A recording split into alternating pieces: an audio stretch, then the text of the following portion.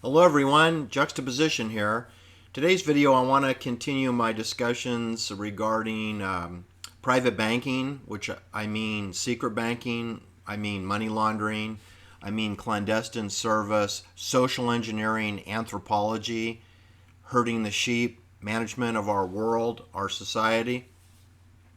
And I want to make some distinctions so that it's not just some ambiguous thing. I've watched a lot of video content on BitChute and YouTube and Rumble and other social media platforms, and I would generally characterize it as pedestrian and substandard, the majority of it. It's just rinse and repeat of the mass media socially engineered stories, which I think we all know if you watch my channel. It's all poppycock, right? So what's the point of regurgitating poppycock? I mean, I'm guilty of it, I admit that, because that's the main source of so-called information, is the poppycock information. But I tried to rinse and repeat and cram it into the dryer for 10 hours and then rebake it and recook it and then explore it. And I want to talk about the things that are not discussed on cable news. I want to talk about what isn't discussed, because you're never going to get the truth about Charlie Manson on a mass media channel. They don't even know that's not his name. His name is Charles Miles Maddox. So if you can't get the name of your serial killer cult leader correct, why should I listen to you at all? I mean, you don't hear any intelligent, critical thinking discussions on any subject. They never go anywhere near the correct questions. And I'm going to include Oliver Silverstein Stone in that, because he does films which delete out material content, which is a form of concealment. It's social engineered, dramatized fake history. It's fake history because if you delete material historical facts, then you're in the poppycock production business. Anyway, that's what's allowed through Hollywood channel marketing distribution. And I think Mel Gibson got a little lesson on that when he tried to evade the Hollywood channels with his Passion of the Christ and gets pulled over for speeding, which 7 hours later turns into a DUI booking at 4:35 a.m. in the morning, 7 hours after he was detained by a Jewish sheriff's deputy of Los Angeles County. So that looks a lot like a targeted situation by a Hollywood actor slash producer who was disobeying. I mean, Mel Gibson is lucky he didn't get an M7 bayonet, because like Sharon Tate did and like Abigail Folger did. Mel Gibson just got a DUI conviction, and we still don't have the blood alcohol rating information on him. So I'm going to call poppycock on that, just like I call poppycock on the Paul Pelosi fake hammer attack. Anyway, what I want to tell you is who's running the show. So my supposition is that it would be elite bankers, people with the authority over banking, money laundering, meaning paymasters, people who are above the paymasters, because there's different levels of banking when I talk about banking. Elite banking is sort of a star chamber, circle of trust, group of perverted men, no women involved whatsoever. It's only men, and it's a circle of men, and they themselves are completely and utterly compromised because they don't trust each other. Plus, they know they're fallible. Plus, they are under maritime law, martial law, military, code of silence, oaths of obedience, oaths of compliance, oaths of secrecy, and an oath of world mission. Now, the thing about world mission is that that's, up for debate, right? But they have secret meetings where they decide they want to herd the sheep and what the population of the planet Earth should be, and who should get a nice above average lifestyle on this planet, and who is a worthless eater, in the words of Henry Kissinger, who's over 100 years old. Henry Kissinger has made a lot of outrageous quotes. One is that he felt that people in the military are worthless and to be used as pawns in a chess game. And he said that old people are worthless eaters. But that would make Henry Kissinger himself at age 100 a worthless eater, would it not? And of course, he was on the board of directors of Theranos Corporation, which was recently displayed in a 4-month trial convicting Elizabeth Holmes of 11 felony federal counts of financial fraud, and she was given an 11-year prison sentence. What is stunning, of course, is none of her board of directors, who are all CIA agents and operatives, including George Shultz, including Henry Kissinger, including the president of Wells Fargo Bank, and I will give you the list of some disturbing names on her board. None of them were arrested or detained, and they all made a lot of money. They were given 500,000 shares of stock in Theranos. They were paid $150,000 a year. Henry Kissinger was paid an additional $500,000 a year because of his name recognition as a consulting fee every year. So Henry Kissinger is getting $650,000. Why wasn't he charged with felony crimes, since he was supervising Elizabeth Holmes, who was only 33 years old? All right. So what I'm saying is there's a circle of trust of perverted men at the tippy top. They then employ think tanks to do anthropology, social engineering studies. And you may or may not have heard of the names. I don't know all the names of all the consulting groups. I know about the RAND Corporation in Santa Monica. Henry Kissinger was on the board of directors of them as well as Theranos. Anyway, there's the RAND Corporation is a think tank involved with terrorism, Operation Phoenix, Gladio, psychological warfare, and God knows what else. They're also involved with the internet and switching technology and engineering of control mechanisms over our society. Raytheon Missile Guidance would be part of that. TRW would be part of that. Lockheed, of course, Lockheed Martin would be part of that. It's all part of the radio frequency systems, RCA, Radio Corporation of America, RCA Victor, CBS, Columbia Broadcasting Systems. Any corporation that uses radio frequency and gets paid for it or charges others to rent their radio frequency access, like Marconi system of RCA. That was the radio system used on the Titanic, which you may remember sunk in the North Atlantic. They had a Marconi RCA state-of-the-art radio system. I guess nobody was listening, right? Their SOS signal didn't go out in time. So my point is that think tanks integrate technology and current tools like fence lines and terror to herd sheep. So RAND Corporation, the Hoover Institute, which is on the Stanford University campus, it was founded as the Leland Stanford Junior University. That's its legal name. Leland Stanford Junior University, aka Stanford University. And that they provide provisional housing for people like Sam Bankman-Fried's parents, who are law professors at their fake law school at Stanford. We're under maritime law, so I don't know what the children who are going to Stanford to get a law degree could possibly be studying, since I can explain everything in under 50 minutes.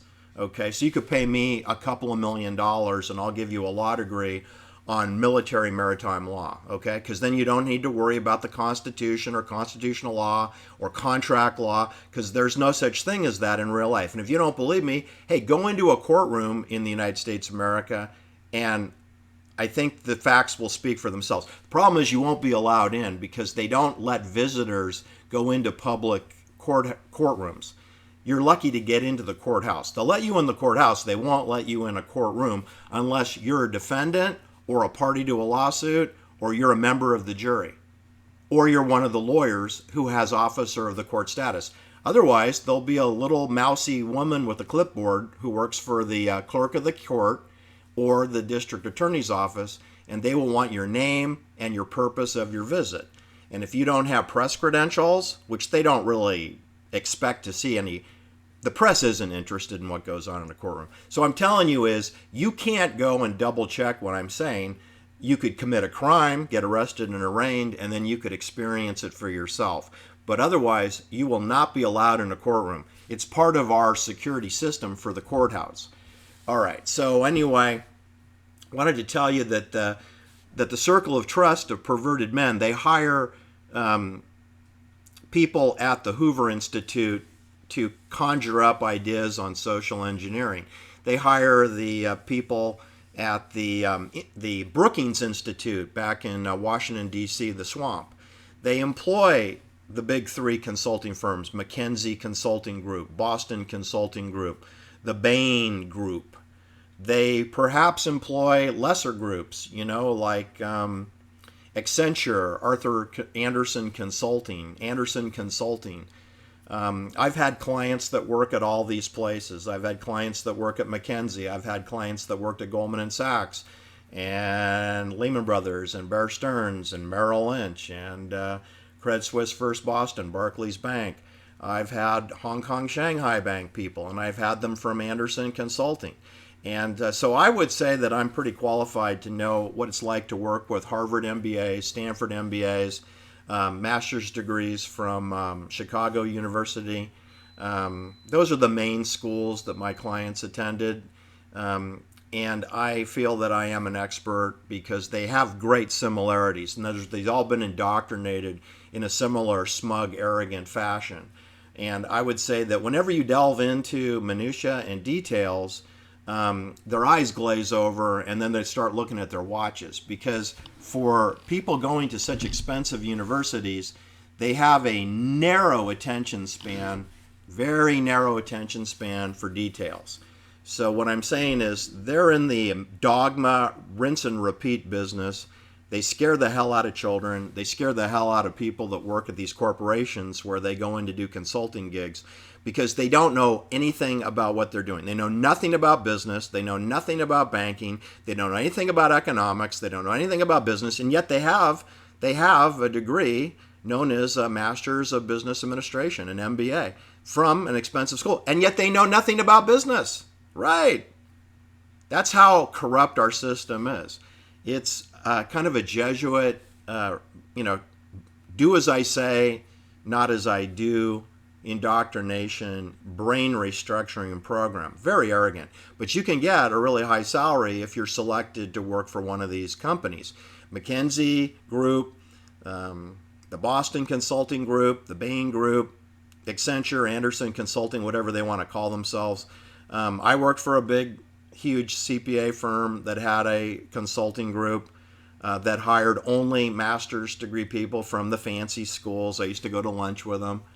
What I would do is when I'd work late at work, if I was in the office at 9 p.m., in an office building that could take 200 people, and I would hear noises in the back, I'd go back there and I'd see people with master's degrees from Harvard and University of Chicago playing Dungeons and Dragon video games on the computer in 1981, 82, 83.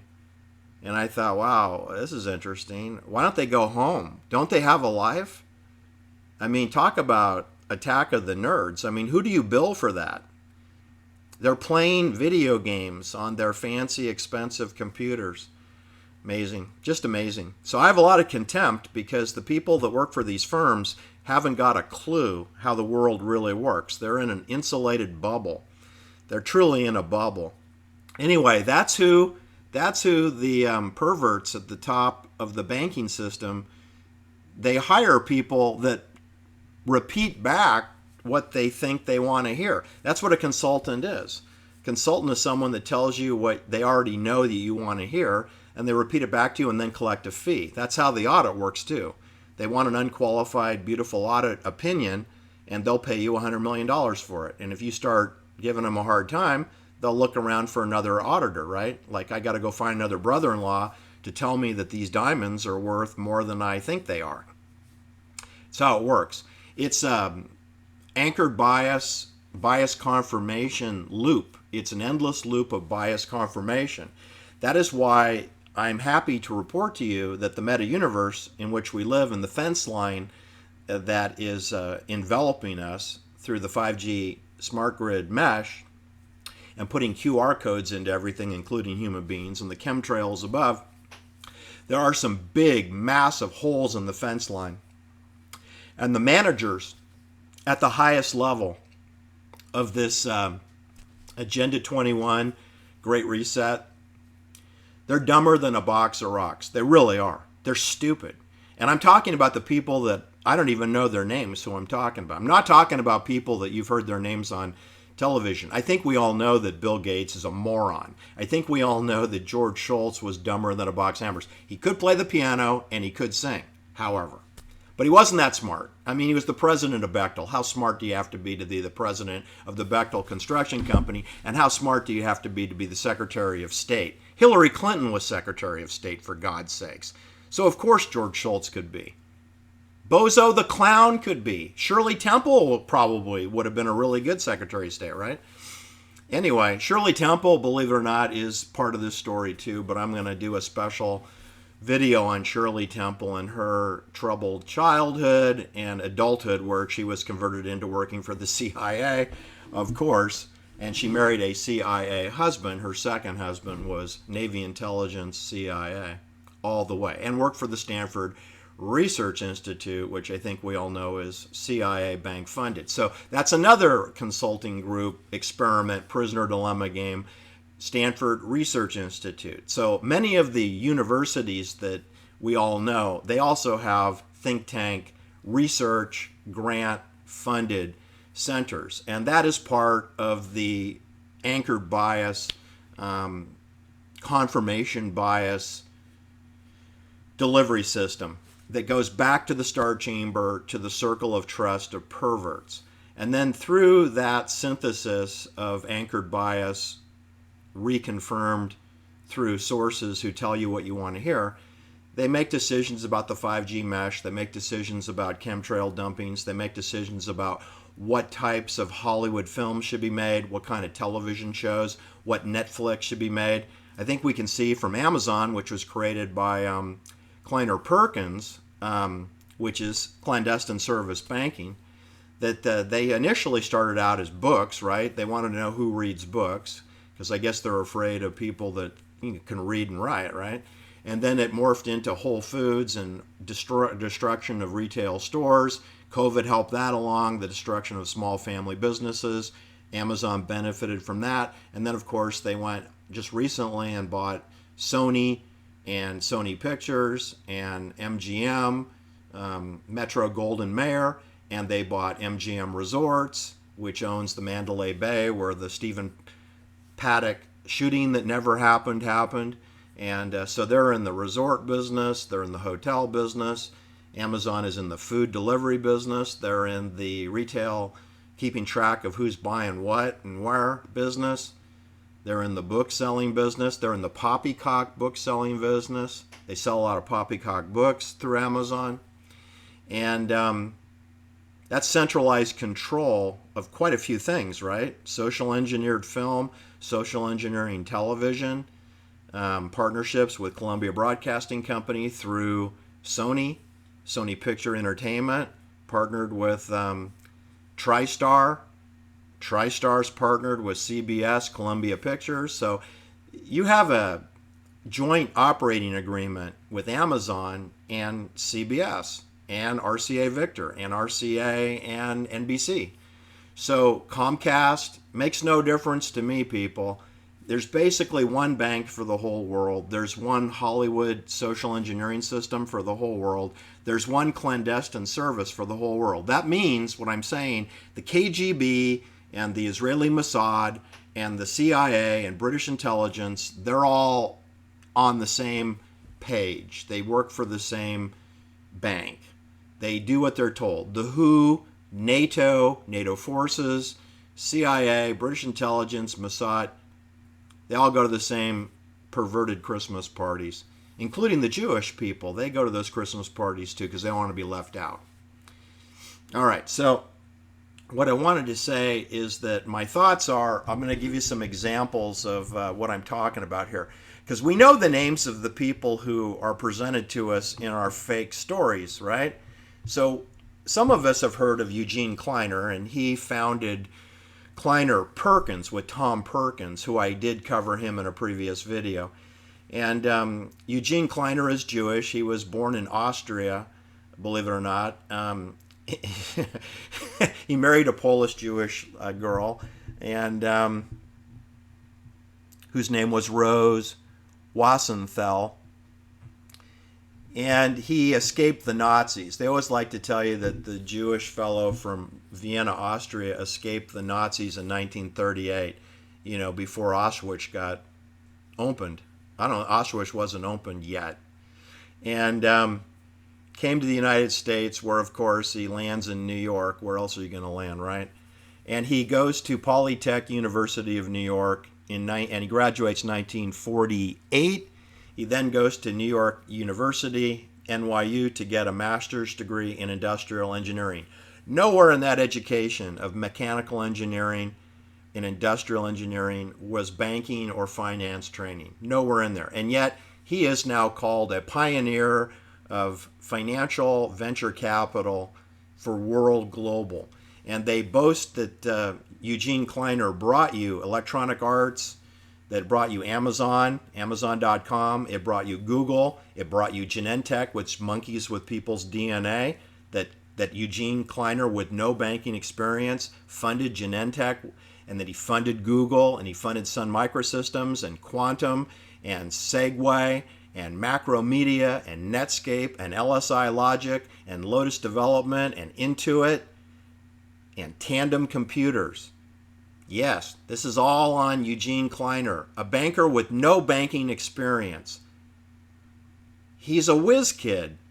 Isn't that just amazing? That's because he didn't do any of those things. By the way, if I read you the bio for Don Valentine from the Bronx, he participated in almost all those too. He takes credit for Google and Zoom and YouTube and Cisco Systems, which isn't mentioned here, and LSI Logic. He takes credit for that, but so does Eugene. So you can see that they're all basically one bank, aren't they? So Kleiner Perkins is across the parking lot from Sequoia Capital that brought you FTX, and yet they participate in LSI Logic together and Google together and Electronic Arts together. Electronic Arts are video games to restructure the minds of children. All right. And they both came to California, to Sand Hill Road, to 2800 Sand Hill Road and to 2750 Sand Hill Road. It's the same basic parking lot. And they both came there in 1972. But they didn't just come from under a rock, because they came through Fairchild Semiconductor first.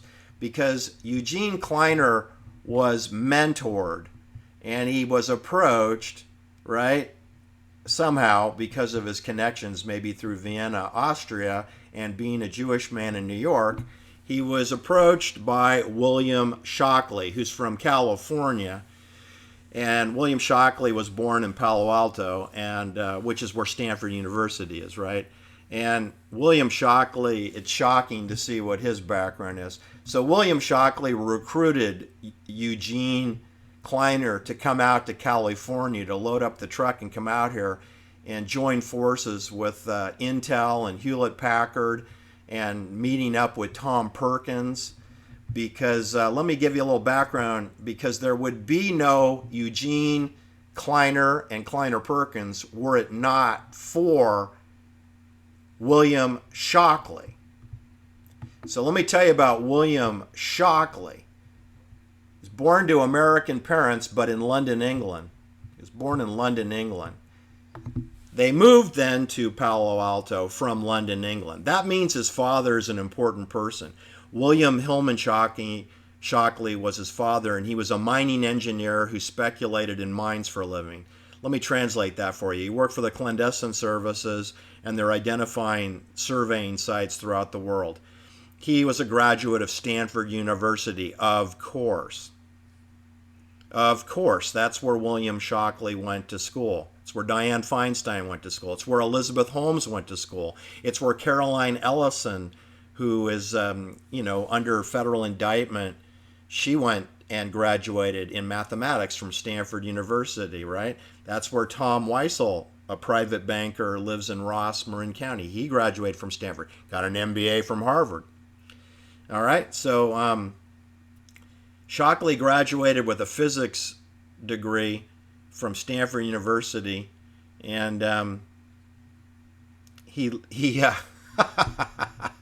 he then went to Caltech, of course, down in Pasadena, and then he went to MIT to get a PhD. Perhaps that is where he was put in contact with Eugene Kleiner, who had not escaped Vienna and the Nazis yet. He didn't get that done until 1938.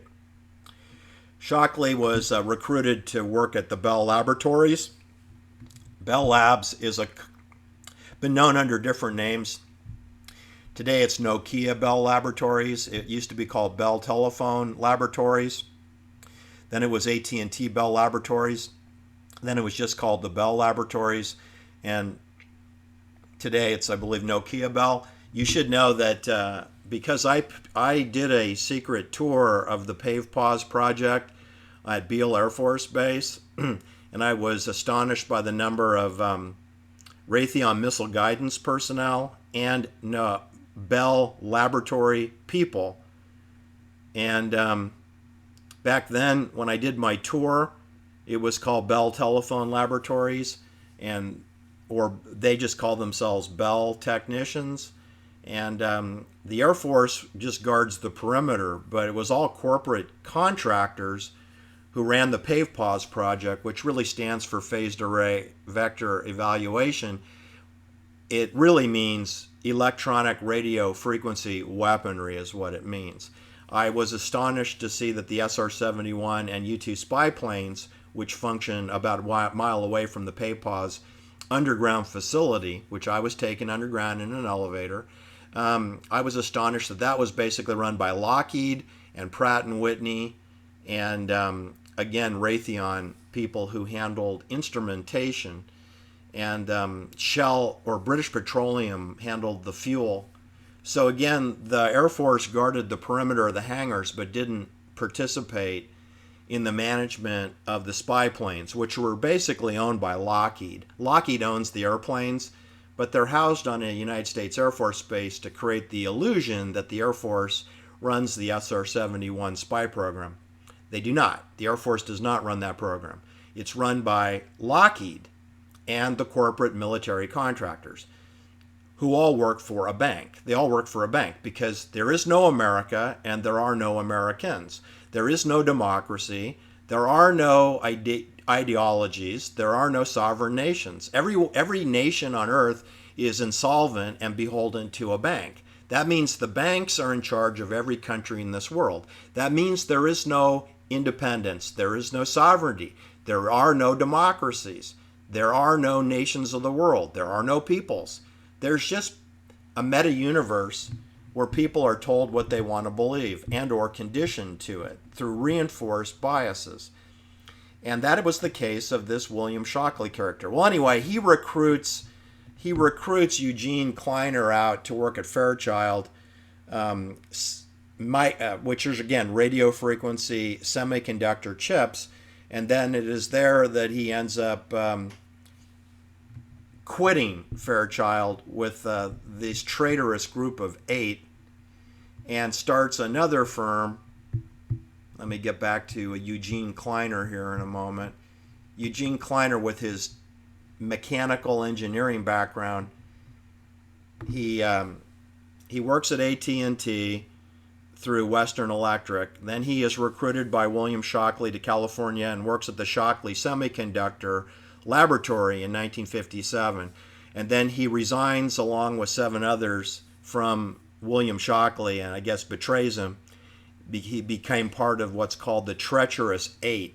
He leaves the lab, which was founded by William Shockley, takes their secret files and goes over to found Fairchild Semiconductor. And this is where Eugene Kleiner becomes famous. All right? And this is where he becomes the pioneer funding to Silicon Valley. Although that does fly in the face of Don Valentine, who is quoted as being the godfather of Silicon Valley private equity. So you see, these people participate in the same military-industrial fundings like Amazon and Google, and Oracle and Sun Microsystems. Oracle is a CI database created by Ampex Corporation, where Shirley Temple's husband worked, Ampex. He worked at SRI, Stanford Research Institute, and at Ampex, which created Oracle. Larry Ellison didn't create Oracle. Larry Ellison's a college dropout. So it was created by CIA, who contracted Ampex, and then they hired SAP and Oracle to sell the stupid thing so that they can spy on your private data, which is collected on an Oracle database. That's what makes it an Oracle, the all-knowing Oracle, by evading your privacy. That's what makes an Oracle, is someone who can read your mind because they looked at your secret files. Anyway, Eugene Kleiner then used his own personal money to fund Intel Corporation. So he became a rich person from that. And then he joined Packard's Tom Perkins to found Kleiner Perkins in 1972. But I'm telling you that were it not for William Shockley, Tom Perkins and Eugene Kleiner would never have gotten together. And they both had Jewish wives. All right? So now let me take the case of Elizabeth Holmes, who was, in her late 20s, early 30s when she was involved with this blood testing system called Theranos.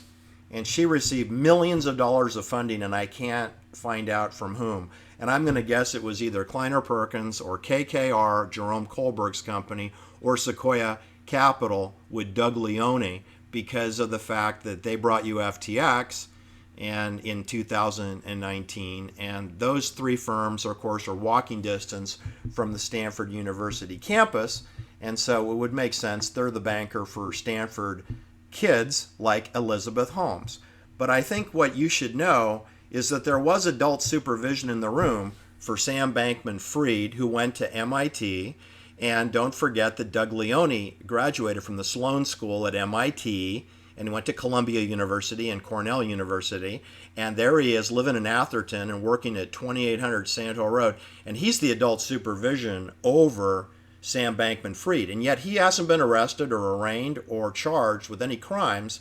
And yet he personally sent over $213 million to create Alameda Research and otherwise known as Futures Exchange, FTX. So why isn't Doug Leone, the private banker for Sam Bankman-Fried and Caroline Ellison, why isn't he charged? Why isn't he discussed in the media? That's because these knuckleheads, they keep their names out of it because the media knows that you never bite the hand of the banker that feeds you. But what I wanted you to know is who is on the board of directors for the Theranos Corporation? Well, it's George P. Schultz, who had a beautiful, magnificent condominium in Russian Hill, San Francisco, walking distance to the Masonic Auditorium, walking distance to the Flood Mansion, walking distance to the Bohemian Club. Charles Schultz, former president of Bechtel Construction, former Secretary of State for Ronald Reagan, CIA all the way. Gary Roughead, retired United States Navy admiral. He's on the board of directors of the Theranos company that oversees and supervises Elizabeth Holmes, who attended Stanford but didn't graduate. William Perry, former United States Secretary of Defense. That's CIA. George Shultz, that's CIA. State Department is CIA. United States Navy Admiral, that's Navy Intelligence, CIA. Sam Nunn, former United States Senator who served as the chairman of the Senate Armed Service Committee and the Permanent Subcommittee on Investigations, that's CIA. James N. Mattis, retired United States Marines Corps General, that's Military Intelligence, CIA. Richard Kavosevich, former CEO of Wells Fargo Bank. That's the bank that created millions of fake accounts for its clients to generate additional fees and revenue. In other words, a CIA fraudulent bank. Henry A. Kissinger, a former United States Secretary of State, and on the National Security Advisory Committee, and on the board of directors of the Rand Corporation, and on the board of directors of Gulf and Western, which looked over Paramount Pictures, and Roman Polanski, and Bob Evans. And Abigail Folger is living in a Rand Corporation house. Henry Kissinger, a worthless eater. Henry Kissinger, arrogant, 100 years old, worthless eater. And he's on the board of directors, and all these board directors get $150,000 a year and 500,000 shares of Theranos stock. And Henry Kissinger gets an additional $500,000 for consulting fees. And he's CIA. William H. Frisk. He's a heart and lung transplant surgeon who quit his job to become a United States Senator. That's CIA. William H. Fogg. If you're a heart transplant surgeon, you're probably collecting money from Medicare. That makes you CIA. William H. Fogg, former director of Center of Disease Control and Prevention. Well, that's definitely CIA. Riley P. Bechtel. He's the chairman of the board of the Bechtel Group Incorporated, a construction company. CIA. All right, that's the board who supervised Elizabeth Holmes, who was the chief executive officer, and then her estranged husband, Sunny Balwani, who was the chief operating officer. And they're the ones that were charged with the crimes. Sunny Balwani and Elizabeth Holmes, who just received an 11-year federal prison term, which I'm expecting that will be commuted or pardoned by the next president of the United States, if there is such a thing as that. So what I wanted you to know is that the media did not do a very good job of covering the 4-month federal trial on fraud charges for Elizabeth Holmes. But had they done so, they would have learned a lot of disturbing things that would apply to the FTX scandal. They would have learned that, George Shultz was a recruiter for Theranos, and he has proper provisional free housing on the Stanford University campus. And there he is. He's living there with Sam Bankman-Fried's parents, who are law professors at their law school. And that, these big names are on this board. And like I said, they're getting 500,000 shares of stock where they could become gajillionaires, right? Or in the words of Tom Perkins, zillionaires. Sex and the single zillionaire. Tom Perkins, Eugene Kleiner's partner, he said that he wasn't a billionaire, but he made many people billions. But we know he's more than a millionaire because he told CBS 60 Minutes that he spent over $150 million on a sailboat yacht, but less than $300 million. So you got to be, kind of sort of close to a billionaire to do that, don't you? But according to his autobiography entitled Sex and the Single Zillionaire, he's a zillionaire. So I guess a zillionaire is somewhere between 500 million and a billion. Anyway, these people are hypocrites because when Tom Perkins died, New York Times said he was worth $8 billion. So maybe Tom Perkins doesn't have very good skills. I believe he has a master's degree from Harvard, a Harvard MBA, if I'm not mistaken. Let me just check that. Tom Perkins did attend MIT University, and he has for undergraduate Bachelor of Science, and he has a Harvard MBA. But he doesn't know how to add and subtract because he says he's a zillionaire when in reality is he's a billionaire. So I would say that I don't know how Harvard can pass people that don't have arithmetic skills, but hey, I don't write the checks. So what I'm trying to tell you is that the people whose names you know, which includes Henry Kissinger, Tom Perkins, Eugene Kleiner, Don Valentine, Doug Leone, who's trying to stay out of the media with respect to FTX, these are puppets on strings. This is the Wizard of Oz where the curtain gets pulled back. The circle of trust at the highest level, who decides the social engineering policies of our world, they will never appear on television. Never, never, never. And these people who I tell you that they're billionaires, they're not in control of most of that money. I'd say they control 1% of their money. So they can get a Bugatti, car collection. They can live in Atherton, or they can live in Woodside, or they can live in Portola Valley, or Holmby Hills, or Malibu, but they cannot go out and spend $7 billion. It's going to go into a foundation The bankers are going to redistribute that money according to their social engineering plans. Bill Gates is not running the show. Larry Ellison is paddleboarding out in Lanai in Hawaiian Islands. Steve Ballmer is using social engineering through the Los Angeles Clippers. That's why they buy sport teams like Paul Pelosi did. It's to do social engineering messages that they're told to deliver on behalf of Hollywood-produced scripts, on behalf of the think tanks that tell them what messages to send out to anchor bias. That's my thoughts for the day, people. I hope you enjoyed it. Please hit the like and subscribe.